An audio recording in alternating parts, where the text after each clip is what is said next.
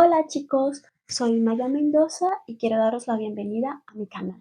Gracias por estar aquí una semanita más compartiendo este maravilloso mundo del diseño, de la costura, del patronaje. Hoy quiero enseñaros a hacer un vestido en lunares con hilo elástico sin patrón. Necesitamos simplemente 2 medidas, así que espero que lo disfrutéis, que aprendáis un montón. Gracias por cada mensajito, por cada like, por cada suscripción. Para mí significa mucho el compartir esta profesión porque me encanta. Y saber que os ayudo si estáis iniciando, si tenéis un nivel intermedio, pues deseo que sea de gran ayuda mis vídeos. Y sobre todo disfrutarlo.